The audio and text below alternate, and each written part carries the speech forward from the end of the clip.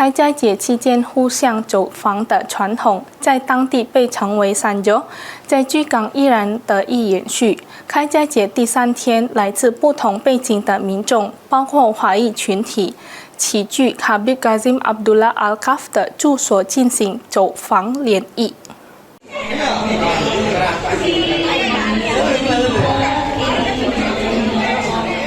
开斋节的温馨氛围在Habib Qasim Abdullah Al-Kaf 的家中格外浓厚。从清晨到中午，民众络绎不绝前来拜访，互致问候。不仅有穆斯林群体，一些华裔民众也前来参与三九开斋节拜访活动，走进这位居港知名宗教人士的家中。来自华裔群体代表南苏门答腊印尼华人穆斯林协会的安妮丹德加亚表示，在开斋节第1天和第2天各自在家举办开放日之后，到了第3天，他们延续传统，进行互相拜访，与彼此道歉祝福。他希望这一活动能够持续促进情谊，进一步加强南苏门答腊不同宗教群体之间的包容与和谐。Persatuan Islam Tionghoa membaur bersama-sama dengan majelis-majelis yang lainnya saling bersilaturahim. Jadi seperti Cik Ani, dia juga dari Tionghoa, Persatuan Islam Tionghoa. Dengan kami dengan Habib Qasim juga, istri Habib Qasim. Jadi kemarin kami saling berkunjung dengan anggota. Hari ini kami berkunjung dengan para majelis.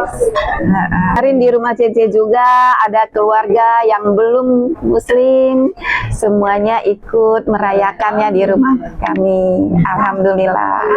在拜访过程中，来宾们还受到开斋节特色美食的热情款待，伴随着悠扬的掌声诗，现场气氛更加热烈而温馨。Habib Qasim Abdullah Al-Kaf 也表示，在开斋节第3天，确实有不少华裔民众前来与他共度佳节。Alhamdulillah jemaah majlis kita ini lebih kurang 2.000 orang jumlahnya. Nah, jumlahnya 2.000. Jadi untuk di hari ketiga ini saya buka dari pagi sampai malam. Nah, jadi sampai malam terus nggak berhenti, dari pagi sampai malam tamunya insya Allah ramai.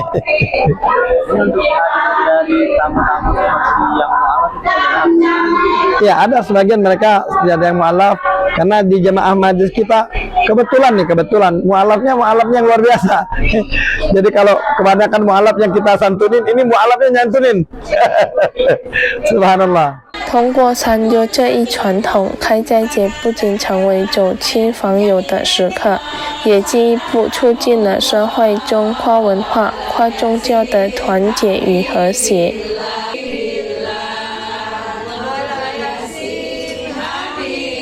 Muhammad Aidil, PAL TV